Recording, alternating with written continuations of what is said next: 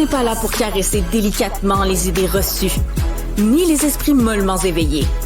Marc Boilard questionne, dérange et gratte là où ça fait mal. Bon, Nicolas Duvernois. Ben oui. Comment vas-tu? Je suis content de le voir, là, comme d'habitude. Là. Comment vas-tu? Ça va très bien. Ta blonde... Oui, il va falloir qu'on ait une discussion. Oui, ta blonde Tout m'écrit à l'heure, aujourd'hui. je prenais une marche avec Caro, et puis il me disait, ah ouais, j'ai parlé à Marc. Puis là, moi, je me dis, Marc, il parle à ma mère. Il parle à ma blonde. Non, ta mère, même Il reste juste ma sœur. Oui. Tu sais, peux-tu m'en Marc laisser une? s'introduit Hey, t'as vu, hein? dans ta vie. Une rapace. Mais bref. C'est belle. Défends-moi. Non, mais ça va bien. Écoute, aujourd'hui, moi j'entends, là, il fait chaud, tout ça, mais moi, j'aime ça. Ah ouais? Oh my God, enfin. T'aimes ça? Ah! Ça, 366 jours par Mais année. non. Tu me Oui. niaises, là. Non, aucunement. Pourquoi? Raconte, là. Ben, Tu veux juste être je suis le un mouton lézard. noir. Je suis un lézard. T'es un reptilien, tout le monde le sait. Vous Moi, l'aurez entendu à Cube Radio 99.5. J'aime ça avoir chaud, puis ça me pousse à être plus relax. Hein? Parce que tu contrôles ton énergie, tu sais. Ça, c'est vrai, par contre. Moi, je suis venu à pied du centre-ville. Et tu marches plus doucement. Tabarouette. Voilà. Et tu fous l'ombre. Tout à l'heure. Tu te promènes d'une ombre à l'autre. je te jure. Exact. Tout à l'heure, on se promenait là, sur le Mont-Royal, puis Caro, on cherchait l'ombre, là, tu sais, puis c'est bien, c'est comme, je me sentais à Punta Cana.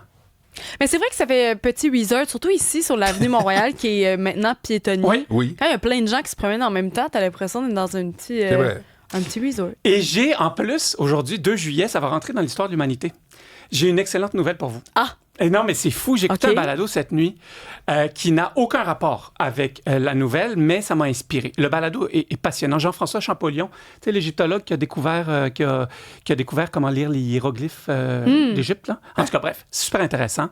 Balado de France Culture. Et à un moment donné, j'ai eu un moment eureka.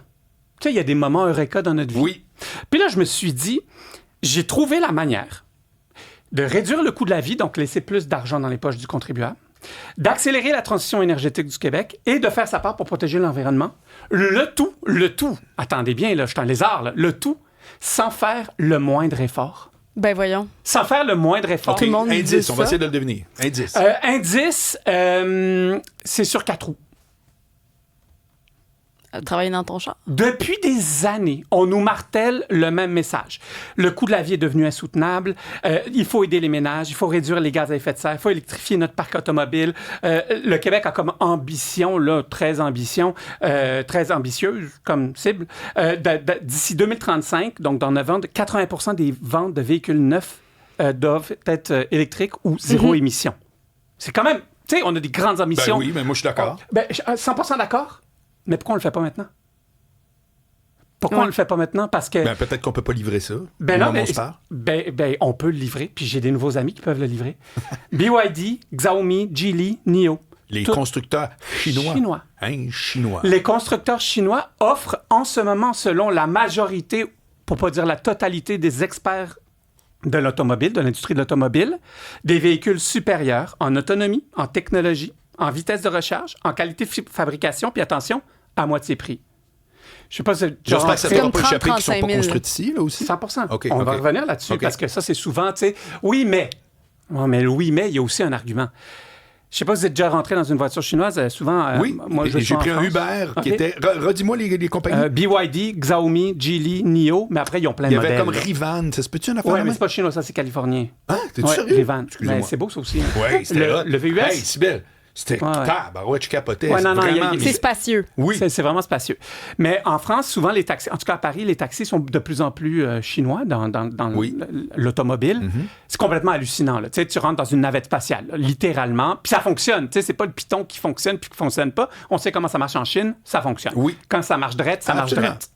Et donc, ça se vend à moitié du prix. J'ai été voir le prix des voitures. Ici, pour des voitures plus ou moins comparables que j'ai pris, ici, tu pourrais avoir un véhicule électrique entre 50 et 70 000 $. Eux, c'est entre 20 et 35 000 $. OK? Merci, bonsoir. T'as C'est un auto électrique pour 20 000 balles. 20 000 balles. Quand 20 000 $. Ouais. Puis t'as croyez pas de prix allez voir. d'essence. Non, effectivement. Puis t'attends pas 4 heures pour charger, là. Tu sais, c'est en 20 OK. minutes. Ah ouais? Oui, et le nouveau modèle de BYD, 7 minutes. Ben voyons donc. 7 Plein minutes. en 7 minutes. Autonomie 1000 km. Non, c'est parce que c'est facile. Tu sais, hier, on parlait des méchants riches. Oui. Aujourd'hui, on va parler des méchants chinois. Hein? Non, mais c'est parce que c'est facile de pointer du doigt. C'est pas le modèle démocratique qu'on veut, la Chine ci, la Chine ça. Moi, je suis pas là, remarque, c'est pas ça. Non, moi non plus. Est-ce qu'ils sont parfaits? Loin de là. Mais revenons sur l'état des lieux. Sur mon moment Horeca. En 2025, 1,9 million de nouveaux véhicules s'est vendu au Canada, 170 000 électriques. Au Québec, 440 000 véhicules neufs vendus, 42 000 électriques. Mais attention, ça a été très peu de volume pour les véhicules électriques parce qu'il y a eu une réduction des incitatifs financiers. Oui. C'est M. Carney qui a ramené une partie de ça, même pas au complet. Exactement. Donc, le fédéral, le programme de subvention, ils ont mis 2,3 milliards de dollars là-dedans. Provincial, 1,4 milliard. Donc, c'est à peu près 4 milliards de dollars, 3,7 milliards qu'on met là, dans le pot pour pouvoir convaincre les Canadiens et les Québécoises d'acheter des voitures électriques. Donc, moi, pendant que j'écoute Jean-François Champollion, qui est en train de découvrir comment déchiffrer les hiéroglyphes, mais je me dis, comment je déchiffre cette nouvelle-là? Donc, ce que je comprends, puis j'aime bien résumer, tu sais, moi, je suis de l'entrée de gamme, OK? Moi, j'aime retourner à la base. Donc, en ce moment, on pousse le consommateur à acheter des voitures moins performantes, plus chères, mais en plus, pour les convaincre, on demande au gouvernement, donc encore nos poches, de poter dans le prix total pour baisser le prix. Tu sais, je me dis, des fois, c'est logique, mais des fois, c'est pas logique. Là, après, attention, le gouvernement fédéral font des petits pas de souris. Ils vont accepter 60 000 voitures chinoises par année, moins de 3 % du marché total. C'est-tu ça le chiffre, 60 000? 60 000. Oui, OK. En moyenne. Ils commencent à 49, ils vont finir à 67. OK. Donc, c'est 3 % du marché total. Là, on va me dire, oui, mais c'est pour protéger l'industrie de l'automobile canadienne. Puis effectivement, c'est une industrie majeure pour le Canada. Mais attends. C'est toujours comme dans un bon pain passé date. Il était bon, il est plus bon. L'industrie canadienne, surtout pour l'Ontario, ça contribue à 17 milliards de notre PIB. Énorme. 125 000 emplois directs. Énorme. 500 000 indirects. Énorme. Ça génère 51 milliards de dollars en exportation. C'est énorme, je suis d'accord. Mais dans une médaille, il y a toujours un deuxième côté. Et là, on réalise que depuis 2020, le Canada a investi massivement pour la transformation de toutes ces industries automobiles. Et en 13 projets, puis ça, c'est le Bureau parlementaire du budget fédéral, OK, j'invente pas de chiffres. 13 projets, le Canada ont investi 46 milliards. Ont attiré 46 milliards de dollars pour 13 projets. Oui. Mais, tu sais, la petite astérix, t'es un avocat, le petit astérix, deuxième bas, page en bas, c'est écrit en portugais, fais-le traduire. 46 milliards de dollars d'investissement attirés. Aide gouvernementale de toutes sortes, fédérales et provinciales, 52 milliards. Donc là, je me dis, est-ce qu'on peut nous dire la vérité? Est-ce que d'un côté, c'est vrai, finalement, qu'on doit faire cette fameuse transition énergétique-là? Est-ce que d'un côté, c'est vrai quand ils disent, il faut vraiment aider les ménages? Parce que là, on arrive avec des solutions qui existent déjà. Là. Tu sais, j'invente rien. Tu dis à BYD, envoie des autos, ils vont te les envoyer, les autos. Ou est-ce qu'on fait tout ça, mais que finalement, à la fin, on se bullshit tous, puis on se dit, on veut pas déplaire à nos voisins américains. Pour ça on sait que Trump n'aime pas ça, les voitures chinoises. Il a mis une taxe de 100 % dessus. Ou deux, est-ce qu'on veut à tout prix sauver une industrie, l'industrie automobile nord-américaine, européenne, qui s'est fait dépasser par la gauche, la droite, en haut, en bas. Ils ont rien. Ils mangeaient un pogo pendant que Usain Bolt passait. OK? Puis là, comprenez toute mon ironie derrière tout ce que je dis. Comprenez le fait que je comprends très bien là, que c'est bien plus grand que ça, là, la géopolitique, de l'économie, surtout dans une industrie comme ça. Cependant, on a des solutions bien souvent. C'est juste qu'on décide de ne pas avoir le courage de les mettre en œuvre.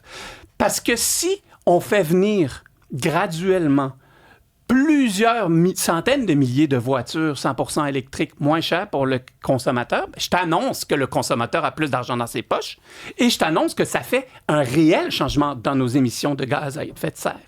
Donc, tu sais, d'un côté, on peut pas comme...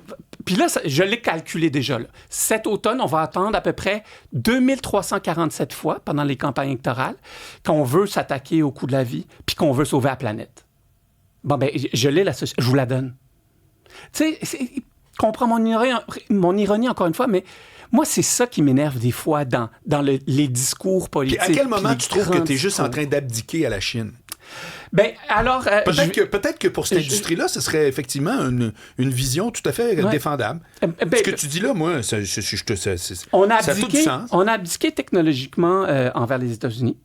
Toutes nos données sont dans l'info nuagique américaine. OK. Nos données personnelles, incluant de santé. On a abdiqué dans nos objets du quotidien depuis 40 ans envers la Chine. Personne gueule que tous les t-shirts, tous les chandails, toutes les chaussures qu'on porte, c'est fait en Chine. Pourtant, il y a des designers québécois, canadiens qui pourraient vivre de ça, qui peuvent le faire. On a le savoir-faire. Ben là, est-ce que ça serait peut-être pas le temps d'abdiquer versus ce qui est meilleur pour le consommateur, pour l'économie et pour l'environnement? Mais tu es d'accord avec moi que le cœur de ton propos, c'est ça, là. Exactement. C'est de dire, est-ce qu'on au lieu de forcer pour protéger une industrie, pour créer... moi, en tout cas, c'est ce que j'entends. J'entends abdiquons. Et c'est peut-être un excellent point. Hein? Moi, j'aime pas nécessairement le terme abdiquer. C'est pour ça que je te le mets en pleine tronche, parce que... Mais peut-être que ce qu'on devrait faire, c'est BYD, parfait, tu as le droit, là, d'ici 2029, d'amener 1 million d'autos, mais il faut qu'elles soient faites à Saint-Jérôme. C'est peut-être ça la solution aussi. C'est là où vient le moment d'avoir... Honda a ouvert au Canada. Exactement, parce que ce même discours-là, on les avait dans les années 70 et 80. Les constructeurs américains ne voulaient pas de Toyota, d'Honda, de tout ça, de Hyundai en Amérique du Nord, parce qu'ils disaient la même chose qu'on dit aujourd'hui des constructeurs chinois. Qu'est-ce que ça fait? Ça a baissé les prix. Ça fait exactement ça. Tu sais... Je suis un politologue de formation. Puis on dit tout le temps en sciences politiques, tu peux pas savoir, tu peux pas gérer, tu peux pas comprendre les enjeux d'aujourd'hui si tu comprends pas, tu connais pas, t'as pas géré les enjeux d'hier. C'est les mêmes enjeux qui se répètent constamment. Donc là, on a la solution. Alors arrêtez de m'emmerder avec toutes vos fausses promesses. Changez le discours. Moi, je demande juste qu'on dise la vérité. Qu'on me dise, écoutez, on a la solution, on décide de pas la prendre parce qu'on veut sauver des emplois à Sudbury, parce qu'on veut... Puis ça s'entend, ça se comprend. Après, il y a quand même un moment où on doit débattre. Oui, absolument. Voilà. Merci beaucoup, donc, Nicolas. Voilà, je vais aller prendre un petit cocktail. Va prendre un cocktail, puis amène-nous-en un après.